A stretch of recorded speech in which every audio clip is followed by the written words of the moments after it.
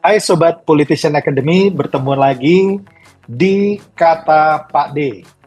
Kata Politician Academy dan Drone Emprit, kolaborasi antara kami berdua, antara Politician Academy dan Drone Emprit. Kali ini kita membahas isu yang mulai minggu lalu ini cukup hangat, mengenai vaksin, uji coba vaksin yang diinisiasi oleh Bill Gates dan diterima baik oleh Presiden Prabowo. Nah, ini menjadi kontroversi sehingga judul kita kali ini adalah Indonesia tumbal vaksin Bill Gates, pakai tanda tanya. Nah, ini kita coba bahas bersama rekan kami dari Drone Emprit, luar biasa, Mas Nova Mujahid sudah bersama dengan kita. Apa kabar Mas Nova? Alhamdulillah sehat-sehat Pak Bunggas, sehat selalu juga Pak Bunggas ya. Sehat, Alhamdulillah. Dan Drone Emprit menurut saya merupakan uh, institusi yang melakukan monitoring yang terbaik di Indonesia gitu. Jadi kita beruntung Terima kasih. Politician Academy bisa berkolaborasi dengan Drone Emprit.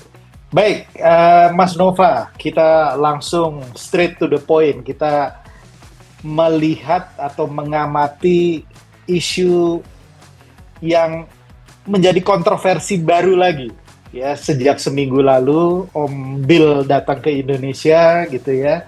Kemudian salah satu hasil dari pembicaraan bersama Pak Prabowo di mana Indonesia akan menjadi tempat untuk uji coba vaksin TBC ya, di mana perusahaan yang melakukan ini didonasi mayoritas oleh Bill Gates ya, foundation ya, Melina and Bill Foundation.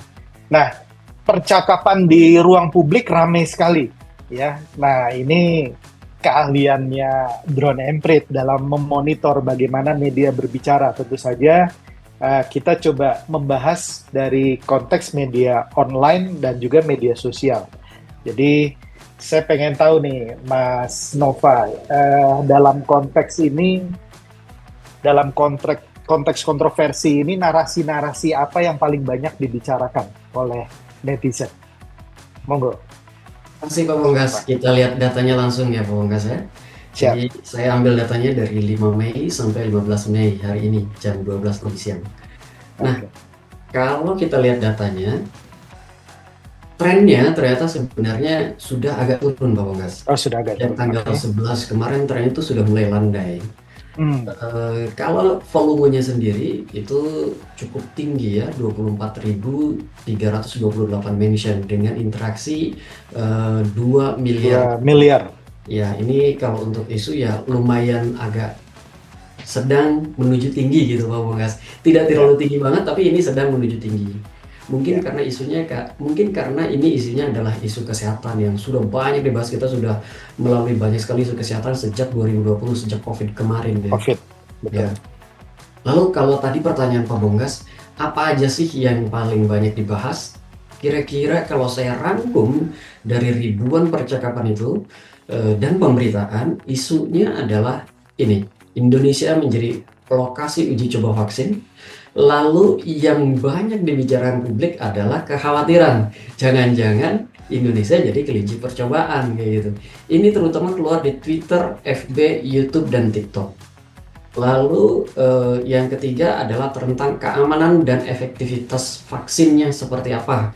Ini lebih besar, lebih banyak justru menampilkan pernyataan-pernyataan dari official kita, Pak Menkes Budi Gunadi Sadikin, lalu kemarin juga ada BPOM juga berbicara.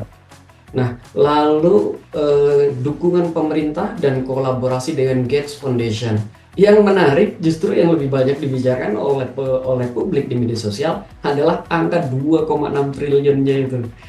Oh, Bukan kerjasamanya seperti apa dan sebagainya, tapi angkanya nih cukup heboh dibicarakan. Oh, gede juga gitu angkanya. ya. Lalu juga dipaparkan fakta dan data tentang TBC di Indonesia itu seperti apa sih. Kita ternyata adalah negara dengan kasus TBC tertinggi kedua di dunia dengan 1 juta kasus dan lebih dari 125.000 kematian per tahun kayak gitu. Lalu Besar sekali. besar sekali nih Pak Bonggas. Lalu yang terakhir yang cukup besar juga menjadi perhatian publik adalah tentang anti vaksin. Jadi banyak sekali orang yang ngomongin tentang eh, anti vaksin ini. Jangan-jangan ini tadi ya, jangan-jangan ini bukan cuma di prinsip percobaan, tetapi juga banyak perbincangan yang sifatnya konspiratif. Ini Bill Gates punya agenda depopulasi populasi atau kontrol global gitu. Nah ini anti Ya, vaksin ini cukup cukup kuat juga Pak Banggas di media sosial. Saya kira kalau dari isu-isunya itu menarik yang sekali. paling banyak dibincang oleh publik di media sosial, Publiknya. media online. Baik. Nah, kalau kita bicarakan mengenai media online dan media sosial, mereka kan punya cara masing-masing dalam menampilkan sentimen atau mungkin kita pengen tahu juga tone-nya seperti apa, lebih banyak yang positif atau negatif. Kayaknya kalau udah kontroversi ini banyak negatifnya, feeling saya itu gitu ya. Itu yang pertama. Kemudian yang kedua, ini. Yang kedua nanti Mas, bisakah digambarkan perbedaan antara bagaimana media online dan kemudian media sosial dalam mewacanakan isu ini? Iya, nada percakapan dan pemberitaan, kalau kita bicara nada pemberitaan dulu ya, Ya, pemberitaan di media online itu tentu saja positif, sangat positif, cenderung positif. Hanya sedikit sekali yang nadanya negatif terkait isu ini. Adapun di media sosial, Twitter dan TikTok menjadi dua kanal penyumbang percakapan negatif paling besar. Twitter lebih dari 60%, TikTok sekitar 40% sekian. Jadi kalau dilihat memang secara umum gitu, secara keseluruhan, YouTube, Facebook, baik. Instagram itu lebih netral, cenderung lebih positif. Media online cenderung lebih positif, bahkan lebih positif sama sekali. Saya ulangi, bahkan media online itu sangat positif sekali. Nah, apa sih narasi-narasinya yang ngebuat mereka berbeda gitu? Jadi kalau di media online, gampangnya kalau kita lihat narasi yang paling kata-kata yang paling sering keluar gitu. Media online itu misalnya uji coba vaksin TBC Indonesia bagian dari kolaborasi Global Gates Foundation. Itu positif sekali. Berbeda dengan media sosial. Indonesia jadi kelinci perjumpaan Bill Gates. Ini temanya sama nih, tapi Ya, kelihatan berbeda sekali nadanya. Lalu misalkan lagi di media online itu pemerintah menjelaskan vaksin belum akan diberikan ke masyarakat umum. Di media sosial isunya sudah kita dijadikan lab eksperimen tanpa izin rakyat. Kayak gitu kira-kira. Nah, ya, kenapa sih media sosial lebih positif gitu ya? Kalau kita sih, kami sih melihatnya karena jurnalisme kan memang harus mengedepankan verifikasi dan keseimbangan. Karena media online terikat etika jurnalistik harus berimbang, tidak boleh mengangkat asumsi gitu. Lalu yang kedua, sumber informasi utama dari media online itu semuanya adalah dari pemerintah atau dari ahli. Dan tentu saja ketika berbicara tentang program pemerintah atau tentang vaksin akan bernada positif terhadap vaksin itu, terhadap isu ini. Lalu media juga tentu punya kebutuhan untuk menjaga kredibilitas dan ya. kita juga harus ingat media sebagai mitra narasi negara. Ini penting sekali karena seringkali berita-berita itu lebih dulu muncul, isu-isu itu lebih dulu muncul di media sebelum dijawab di media sosial kayak gitu. Nah, ini yang membuat media online lebih positif. Selain itu, YouTube juga tadi kelihatan lebih positif. Isinya kalau dilihat ini akan kelihatan tuh ada Kompas, ada Fajar Daily, ada Sindo, ada Tempo dan sebagainya, Liputan dan seterusnya.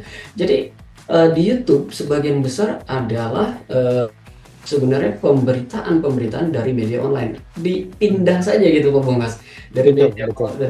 dari media online mereka ada wawancara lah dipindah ke YouTube. Itu yang membuat membuat di media YouTube itu lebih positif juga, tidak terlalu berbeda jauh dengan media online kayak gitu. Lalu juga di YouTube itu lebih kebanyakan isinya adalah klarifikasi. Selain itu, engagementnya yang tinggi itu justru berasal dari konten-konten informasi. Seperti milenial kece gitu, milenial kece. Ini view-nya cukup tinggi, positif karena isinya ringan dan gampang dipahami gitu ya, gampang dicerna kayak gitu. Itu Ya. kira-kira seperti itu. Berbeda Oke, dengan Mas, kalau saya ambil Mas Nova, Twitter ya. izin bisa kembali lagi ke tadi YouTube. Saya ada yang saya ingin tanyakan. Kalau tadi kita lihat dari YouTube sendiri itu lebih banyak ke media-media online ya, Ya, terutama yang apa media berita gitu ya, kayak Kompas, Metro, Liputan 6 dan lain-lain. Tapi YouTube kan juga ada influencer-influencer yang independen ya, yang ya. itu apa mereka juga sudah banyak membahas tentang ini juga atau bagaimana kalau dilihat dari media monitor Emprit Justru sendiri? kebanyakan influencer-influencer kita belum banyak yang berbicara di Oh, YouTube oke. tentang ini. Oke. Ada influencer-influencer tapi yang sifatnya informasional itu. Iya, informasional itu beberapa menyebutnya justru media tanpa apa media ya media tanpa apa ya, agak lupa saya Pak Bungkas. Tapi kira-kira media Ah, tanpa inilah, tanpa office gitu. iya, oke. Dan jadi isinya informasi-informasi saja, kayak milenial skece, Putri Data Update, Wayawa Official. Ini isinya informasi-informasi terbaru gitu Pak Bongkas. Nah, Ya, kita lanjut lanjut dari di media Twitter. sosial ini, kita lihat dari Twitter misalkan ya. Kalau berbeda dengan media YouTube tadi, yang isinya kebanyakan adalah dari media online, di Twitter orangnya itu didominasi, akun-akunnya itu didominasi akun-akun personal, bukan akun institusi. Neng Monica misalkan, Jack Jakpar, Maman Piul, anak Ogi dan seterusnya itu bukan media media institusi, bukan media, Institusi. bukan institusi, betul akun personal. Bahkan beberapa merupakan akun anonim atau semi anonim kayak gitu. Ini penting, akun personal ini uh, penting dibahas karena dia menciptakan lingkungan opini yang subjektif dan cepat viral bila didukung dengan emosi-emosi yang kuat gitu ya. Dan yang paling kuat, yang paling penting saya kira, saya melihat belum ada respon yang cukup positif, belum ada respon yang cukup kuat di media sosial dari institusi-institusi. Yang berbicara positif itu masih dari media-media online, akun-akun milik media online itu, CNN, Kompas. Tetapi ini kan tidak bisa menjawab akun-akun yang sifatnya provokatif, yang personal kayak gitu. Dan ketika kita berbicara di media sosial, kita bicara emosi, itu semuanya udah langsung tenggelam dengan sendirinya. Gitu Pak Bonggas kira-kira. Ya, ya. Nah, ini menarik sebetulnya kalau kita lihat. Oh, ini TikTok kita bahas dulu mungkin. Ya, Tadi sama bagaimana kondisinya. sama negatif ya, tone-nya juga Benar Pak Bunggas, lebih kondisi negatif. mirip-mirip dengan di Twitter. Dan kalau saya mencari kata tentang vaksin dan sebagainya di TikTok, itu yang banyak keluar justru adalah tagar-tagar seperti penipu rakyat, tolak Wow. vaksin, atau agenda global kayak gitu. Mhm. Ini yang membuat percakapan di TikTok juga menjadi negatif, cukup banyak yang negatifnya. Lalu disinformasi disinformasi disinformasi yang sifatnya sudah cukup bertahun-tahun, bahkan sudah dijawab gitu Pak Bonggas, tentang anak lumpuh karena vaksin, tentang vaksin yang elit global gitu tadi ya, ada agenda Ya, tersendiri gitu. Itu sebenarnya muncul lagi dengan adanya isu vaksin TBC di Indonesia ini. Nah, direproduksi ya, isu direproduksi lama ulang, di. betul, Oke. muncul lagi, direproduksi ulang, dan sayangnya jawabannya tidak dinaikkan ulang kayak gitu. Jadi ini sendiri aja mereka jalan kayak gitu.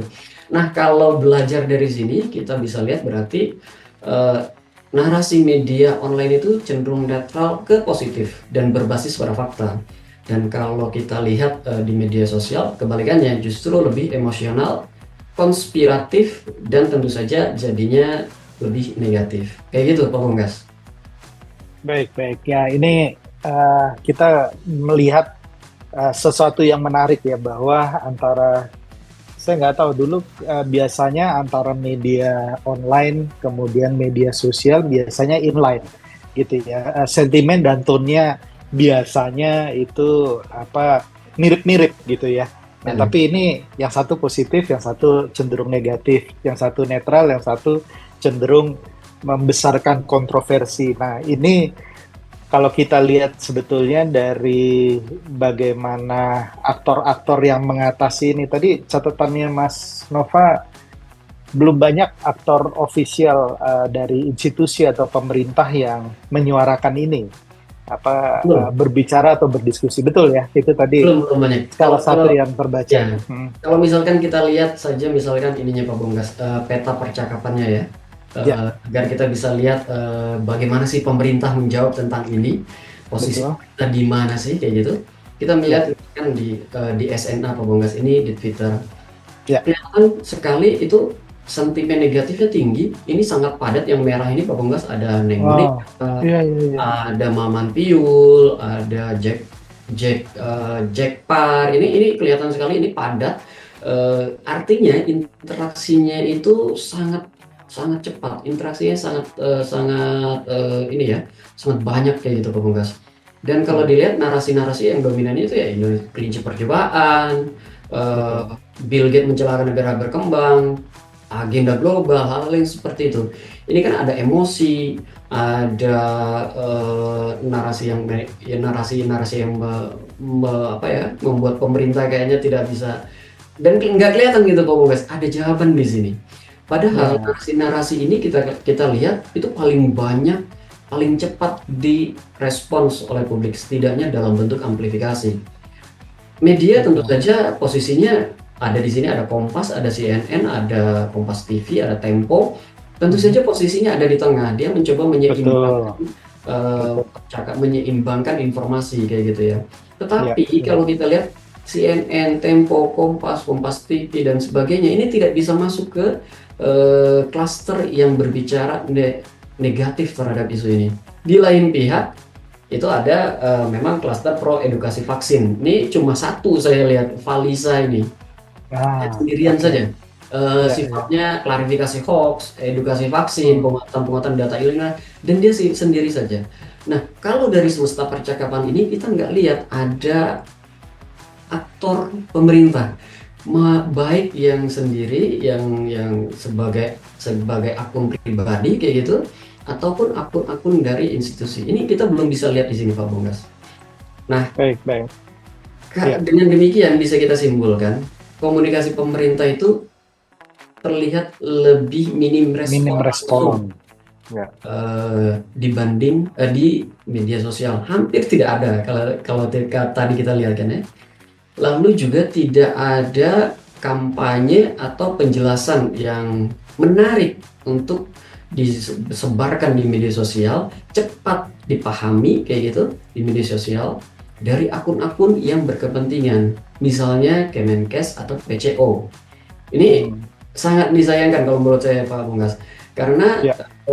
berbagai macam tuduhan yang disampaikan oleh klaster yang merah ini tidak ada jawabannya. Kayak gitu Pak Bungkas. Hmm. Ya. Jadi kira-kira begitu. Nah, ini kalau tadi dikatakan pemerintah, saya coba mengidentifikasi dulu sebetulnya siapa yang bisa memberikan jawaban ya. Karena kalau secara lembaga sebetulnya saya melihat ada 5 pihak yang seharusnya apa bisa aktif menjawab ini. Yang pertama tentu saja jubir presiden. Ya, jubir Mm-mm. presiden baru baru saja ditunjuk setelah ada gonjang-ganjing sedikit di kantor komunikasi PCO. kepresidenan Betul. kemarin PCO gitu ya. Jubir presiden ditunjuk Mensesnek Prasetyo Hadi. Bahkan kemudian Prasetyo Hadi juga mengajak Wamen Komdigi, Angga Ya. Raka, dan Wamen Sesnek ya, Pak Juri Hardiantoro untuk bisa masuk juga menjadi juru bicara presiden. Jadi itu pihak yang sebetulnya bisa cukup aktif untuk membicarakan. Kemudian kedua, kantor komunikasi kepresidenan sendiri ya sempat keluar kemudian masuk lagi gitu ya. Mas Hasan Nasbi gitu ya. Iya. Tapi bukan berarti mereka kemudian jadi tidak responsif gitu ya. Setelah dikritik publik dengan cara berkomunikasi ya, tapi juga jangan kemudian pada saat dituntut untuk responsif, mereka tidak responsif. Itu yang pihak kedua. Sebetulnya pihak ketiga itu ada menurut saya Menkom Digi. Menkom Digi ya. Ya, dulu Menkominfo ya. Tapi Kementerian Komunikasi dan Digital itu harusnya juga bisa ikut menyuarakan di situ. Kemudian yang keempat tentu saja kementerian terkait, tergantung isu. Nah ini Kementerian Kesehatan, walaupun sebetulnya saya melihat dalam konteks ini Pak Budi Gunawan Sadikin sudah banyak memberikan respon gitu ya, doorstop, ditanya wartawan bisa menjawab, sudah datang ke beberapa media juga gitu memberikan klarifikasi. Ini menurut saya sudah cukup baik. Nah, ada satu aktor lagi yang sebetulnya dulu pada masa Pak Jokowi juga cukup aktif, tapi sekarang agak tenggelam, yaitu KSP. Ya, Kantor Staf Kepresidenan ini 5 pihak yang kalau menurut saya kalau kita lihat per kantor aja orangnya itu udah banyak sekali ya. Artinya harusnya mereka tidak punya masalah dalam memberikan respon.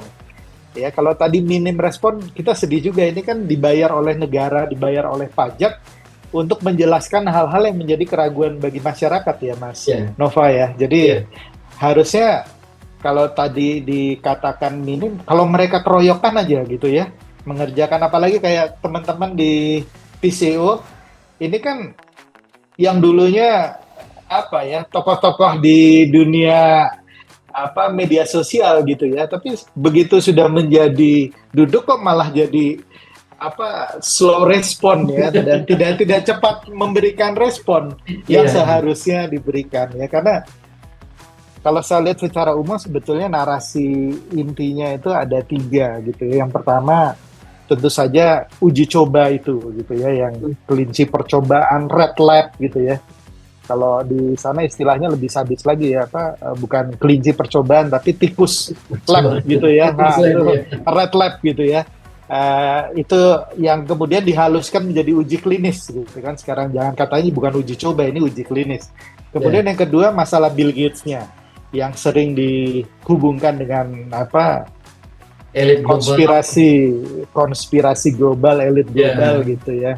Dan kemudian ketiga tentu saja lebih kepada apa dampaknya bagi Indonesia dan bagaimana bila terjadi semacam kegagalan dalam uji coba klinis itu. Nah ini sebetulnya hal-hal tersebut bisa tidak sulit untuk dijawab sebetulnya gitu ya. Nah, betul. Ya, silakan. Tentang dampaknya tadi sebenarnya saya ada pertanyaan juga. Sebenarnya kalau dari sudut pandang geopolitis gitu ya, sudah tepat nggak sih kita menerima bantuan vaksin ini? Apakah ada best practice sebelumnya gitu sehingga soal dampak tadi kita bisa sampaikan dengan lebih tepat kayak gitu Pak Bunggas? Baik Mas, sebetulnya kalau kita berbicara mengenai geopolitis, ini kan berkaitan dengan aktor internasional, terutama negara yang memiliki power atau kekuatan besar dan pengaruh yang besar. Nah, kalau di dalam dunia internasional cuma dibagi 2 saja, yaitu big power dan ya negara yang lemah gitu ya, negara yang kita sebut negara berkembang gitu ya, negara belum maju gitu. Nah, di tengah-tengahnya sebetulnya nanti ada middle power gitu ya, yang bisa menengahi dan menjembatani. Nah, sekarang bagaimana posisi Indonesia? Sebetulnya Indonesia kalau dari segi power secara umum itu sebetulnya bisa masuk ke dalam middle power ya, jumlah penduduk, sumber daya dan lain-lain. Tetapi yang saya mau kritisi dalam konteks kesehatan dan pendidikan, boleh saya katakan kita masih berada di posisi yang lemah gitu ya. Tadi kita bicara TBC saja. Kenapa banyak negara barat tidak terlalu tertarik dengan TBC? Karena mereka sudah bebas dari TBC. TBC itu masalah dari negara-negara berkembang, masalah kesehatan, kualitas udara, kemiskinan dan lain-lain ya. Kemiskinan TBC yang diakibatkan oleh kemiskinan itu 60%. Yang medis itu 40% untuk di Indonesia. Tadi Mas Nova katakan sekitar 1 juta. 1 juta ya. 1 juta itu jumlah yang besar ya, Iya. dan eh, Menteri Kesehatan sudah menyatakan pembunuh pembunuh penyakit menular pembunuh pertama di Indonesia ya TBC TBC. ya, Iya. lebih dari 100.000 per tahun. Ya, jadi kalau ada keinginan dari pemerintah untuk mengatasi ini, menurut saya itu sebetulnya udah positif. Ya, artinya ini merupakan upaya dari presiden kita untuk menghabisi atau bisa menghilangkan TBC. Hmm. Nah, eh, informasinya kan vaksin yang selama ini dijalankan, vaksin BCG kalau nggak salah, itu umurnya udah udah tua sekali. Ya, vaksin BCG itu umurnya udah 104 tahun.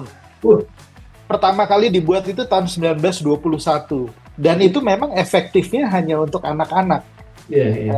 dan untuk pencegahan. Sehingga untuk yang sudah usia dewasa dan lain ini perlu perlu penanganan tersendiri yang negara-negara barat juga malas karena itu bukan masalah mereka gitu. Hmm. Jadi secara geopolitis kalau menurut saya Indonesia berada dalam posisi lemah, dan upaya untuk menerima uji coba itu sebetulnya itu kan lebih kepada kepentingan kita sendiri untuk mengatasi Hmm. permasalahan kita sendiri. Karena kalau kita mau menjadi negara yang kuat, negara yang middle power, dan kemudian mau menjadi negara yang besar, mimpi kita di 2045, ya masalah-masalah pendidikan dasar dan kesehatan dasar itu udah harus selesai. Jadi itu. Nah, sekarang kalau kita berbicara mengenai best practice, sebetulnya pada waktu COVID-19 kemarin itu sudah Betul ya. dilakukan Iya, banyak best iya. practice Iya, yang iya. sudah dilakukan, baik kerjasama dengan pihak luar, dengan negara Perancis, Hmm. Jerman, bahkan Indonesia sendiri mencoba membuat yang dulu namanya vaksin merah putih. Mungkin kita Betul, masih iya, ingat ya. iya.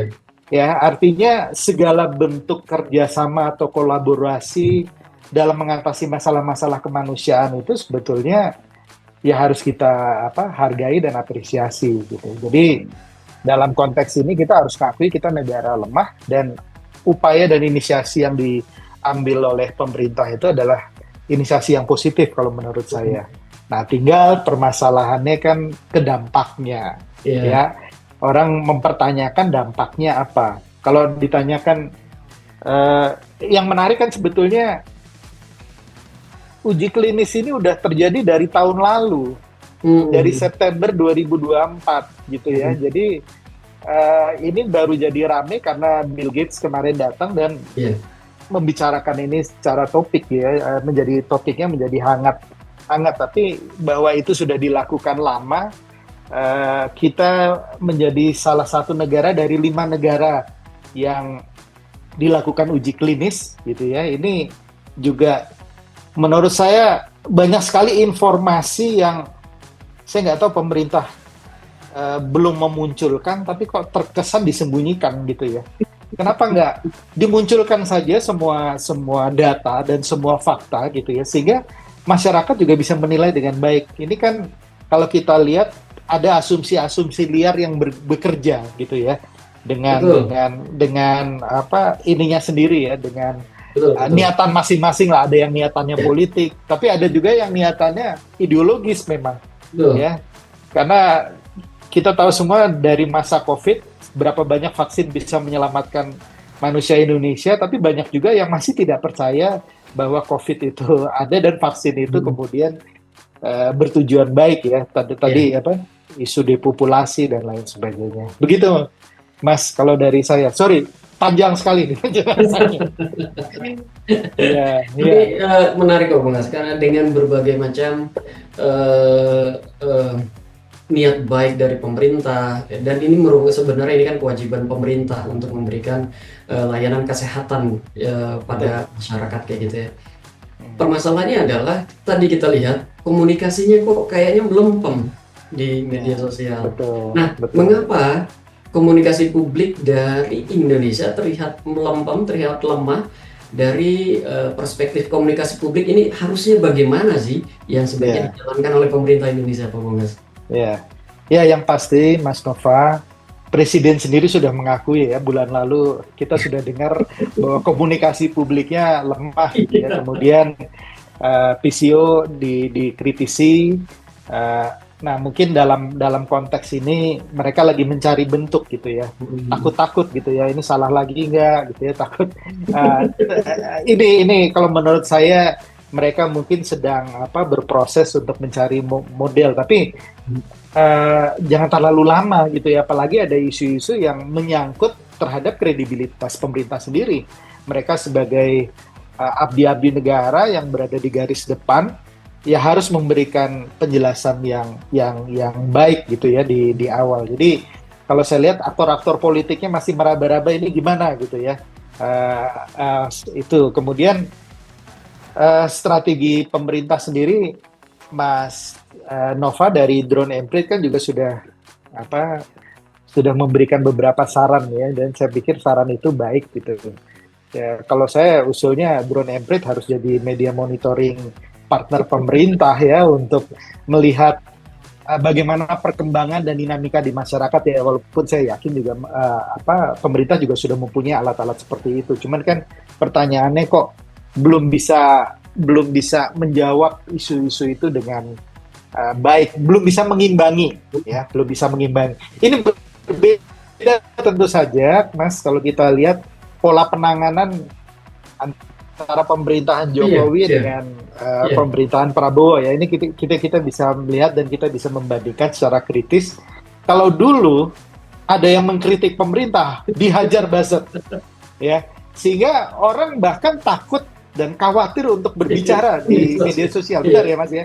Pada waktu itu kita, aduh, ngomong nanti dihajar oleh buzzer gitu ya, dikerjain oleh buzzer, dibully oleh buzzer. Tapi kalau sekarang kita lihat, ya saya pikir kalau kita udah punya institusi resmi, ya mesti institusi resmi itu yang melakukan tugas itu, komunikasi publik. Hmm. Mereka yang harus lebih aktif gitu ya, nggak perlu juga seperti yang kemarin gitu ya, karena anggaran buzzer itu kan juga besar juga gitu ya. Kita udah lihat yang kemarin tertangkap bosnya buzzer ya, biaya buzzer itu kan ternyata besar juga gitu ya. Nah, jadi kalau saya lihat beberapa catatan saya, nanti mungkin dari Drone Emprit juga bisa memberikan catatan. Eh, jadi di antara disinformasi atau hoax yang lain-lain itu kan ada isu yang cepat mengemuka karena sentimennya negatif sekali. Nah, ini mestinya harus bisa dijawab secara cepat, secara responsif dengan data juga. Jadi mereka ini kan kebanyakan dugaan, asumsi, datanya masih kabur. Justru pemerintah harus cepat memberikan data seperti itu. Dan kemudian tadi kalau sudah ada katakanlah 5 institusi besar yang bergerak, ya semua harus bergerak secara kompak gitu ya, secara solid, bekerja bersama-sama semua. Dan saya yakin kalau lima-limanya bergerak, saya nggak bisa bilang jadi semua positif, tidak gitu, tapi paling tidak bisa mengimbangi ini gitu ya, Ya. tadi hoax populer.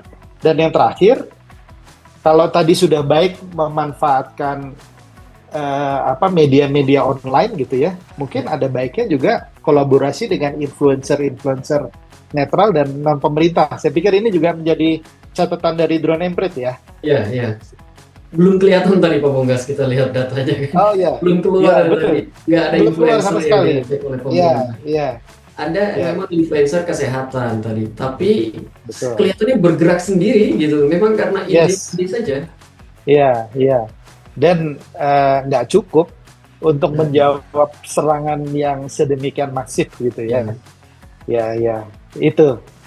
Baik, kalau catatan saya itu, Mas. Jadi memang dalam konteks komunikasi publik, komunikasi pemerintah untuk isu-isu yang menyangkut hajat hidup orang banyak seperti pendidikan, kesehatan, mungkin anti kemiskinan, dan lain-lain, memang PR dari pemerintah, terutama eh, mereka yang terlibat di dalam komunikasi publik tadi yang saya sebut 5 pihak tadi, harus harus ekstra keras karena isu itu muncul terus dan ber, apa ya nggak akan pernah berhenti gitu ya. Ya, Dinamikanya selalu ada isu-isu baru. Ini ya, minggu lalu kita kan udah bahas satu isu. Ini minggu ini ada isu. Saya yakin mungkin sore ini atau besok ada isu baru lagi gitu ya. Misalnya ya, kayak masalah MBG yang ya, apa basi tidak baik gitu ya. ya, Kemudian ada masalah koperasi merah putih, ada ya. masalah sekolah rakyat, banyak sekali. Nah ini saya pikir tugas dari kita kan udah tahu perbincangan masyarakat. Sehingga institusi-institusi itu harus membuat blueprint atau platform bagaimana cara berkomunikasi dan kemudian mengimplementasi dan kemudian monitoring dan evaluasi. Itu dari saya Mas Nova. Oke, terima kasih Pak Bonggas. Ini masukan dari Pak Bonggas.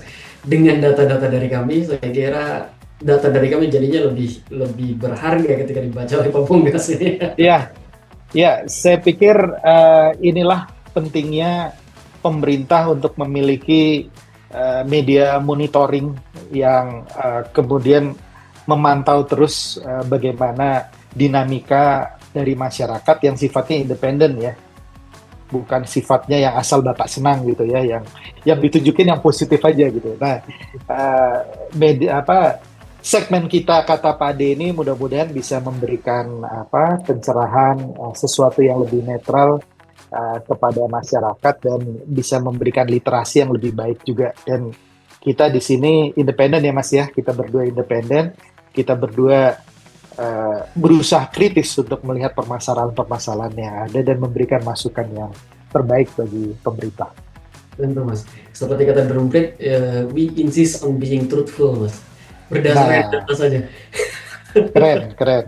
Siap. Nah, Mas Nova, tampaknya kita sudah cukup lama berbicara. Ya, Nanti netizen bosen gitu ya. Eh, kita bertemu lagi minggu depan dalam topik yang baru dan mudah-mudahan menjadi menarik juga. Kita akhiri dulu Sobat Politician Academy dan salam kebangsaan. salam bangsa.